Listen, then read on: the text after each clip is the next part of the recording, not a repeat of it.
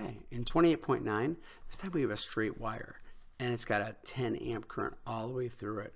But and this is going to sound weird. We're going to look at a very small segment of that wire, this segment right here. And we're going to look at its effect on 3 different points. Now, you're going to look at it and say, well, how could there be a small segment of the wire and only that segment has effect on all these points? And we ignore the effect of the entire wire. And to that I say, you're totally right. It's really kind of bogus. But it's going to be but that's the problem we have. And we're doing this for a reason. We're going to eventually build this equation into one that we use to describe the entire wire. But right now we're just looking at the little segment, just kind of so we get a feel for how the equation works. And we use it for a bunch of things and eventually expand it into something even more useful.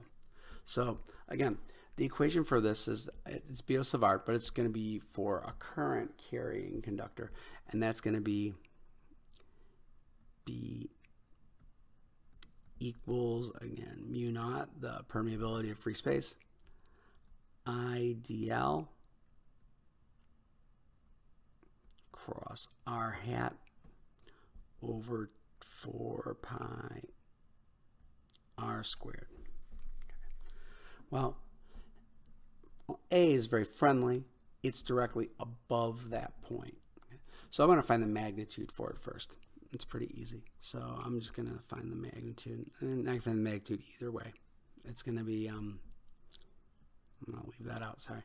And it's going to be mu naught IDL over 4 pi R squared. Okay. So in this case, it's going to be 4 pi times 10 to the negative 7th Tesla meters per amp. Before I was writing in coulombs per second, just because it's easier to divide out.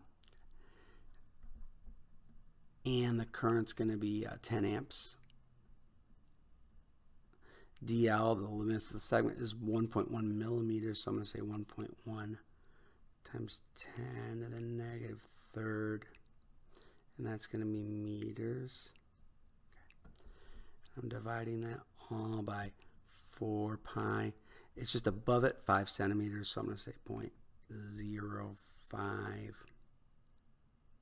meters quantity squared.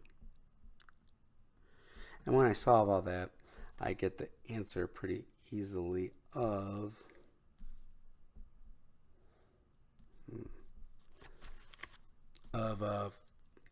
4.4 times 10 to the negative 7th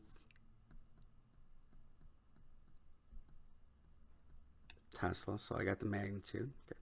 The direction. Okay. My thumb is pointing to the right. My fingers, because that's the direction of IDL, and really it's just the direction of I. And R, remember I'm pointing up here. Okay. So the direction is going to be out of the page.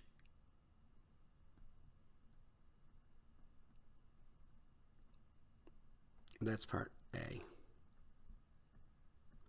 I'm going to actually skip around and do part C first. Okay.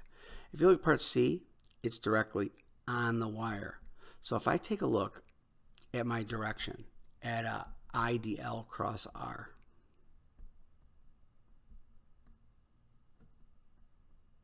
well, R hat, okay. Well, those directions aren't perpendicular at all.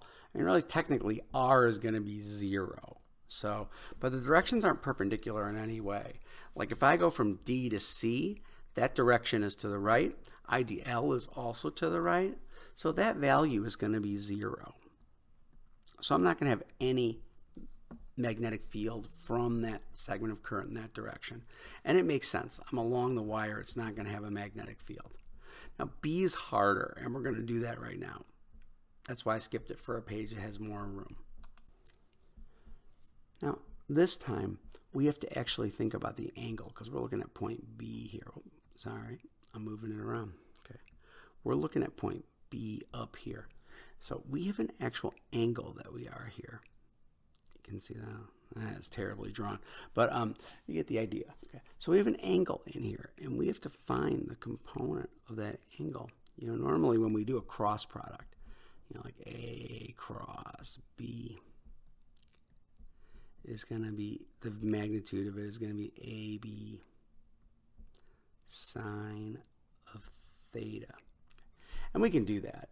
I mean, the actual direction, we can already tell, because the only component that's going to be perpendicular to the direction to I dot dl or IDL is going to be upward. So we know the direction of this has got to be out of the page. So we only need the magnitude, but we have to do two things in order to get that magnitude. One, we have to deal with the sine of theta, because it will not be the same. Okay, and R is going to be different. The distance is going to be that distance from D to B. So we're going to have to deal with those. So I want to erase this because it's kind of a mess. Okay, so let's do that. Okay, so what that means is that our magnitude is going to be mu naught IDL sine of theta over 4 pi r squared. Again, you know, you may ask, I can picture one of you asking, well, why did you just put sine of theta there when it wasn't there before? Well, it was there before, actually, the whole time. But they were perpendicular, so it was a sine of 90 the entire time. Just like last time it was there before, it was a sine of 0. Okay. But this time we actually have to include it because we have an angle that clearly is not 90 and clearly is not 0. So we're going to include that as well. So we can figure that out. And R is going to be different. R is going to be the square root of the 14 centimeters, 0.14. I can write numbers. It appears I cannot, so I'm going to rewrite that. 0.14 meters squared plus 0.05 meters squared. That's going to be this distance squared plus that distance. That's going to give us the hypotenuse. That's that distance from D to B. So we're going to put that in. And you can see that they square it when we put it in. So I'm going to actually leave it like that and just take the square root. And leaving the square root, take the square, it's just going to leave that like that. So the actual number is going to be, that's the thing we didn't do. What's theta? Well, we got to find out what that is. Well, these would be the 14 and the 5. They would make a tangent angle. So like theta would be the inverse tangent of 5 over 14. Remember, we're doing this of these. Theta is going to be this angle here. So we have to actually figure that out. Okay. And when we do, we get an angle of 19.65 degrees. You can do it in radians too if you like that. Whatever makes you happy. So we've got what theta is as well. Otherwise, we got to plug that in too. Ugh. So this is going to be 4 pi times 10 to the -7th Tesla meters per amp. I is going to be, again, still 10 amps. DL is still going to be 1.1 times 10 to the -3rd meters times the sine of 19.65 degrees. That 5 looks suspicious like an 8. Of course, that won't make a difference in your calculator, but we know the truth. Okay. And we prefer it. And we're going to divide that by 4 pi.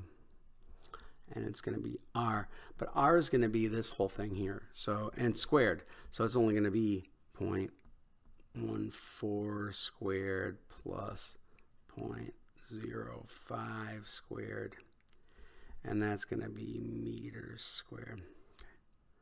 So if I multiply all that out, divide out all my units, you can see my meters actually kind of coolly divide out. My amps divide out, I just get Tesla. And my answer ends up being 1, that's not 1 at all, 1.67 times 10 to the -8 Tesla. So we get a pretty tiny number for our amount of for our magnetic field number, but we do get one. And we had to consider how much smaller it was because of how far away it was in two different ways.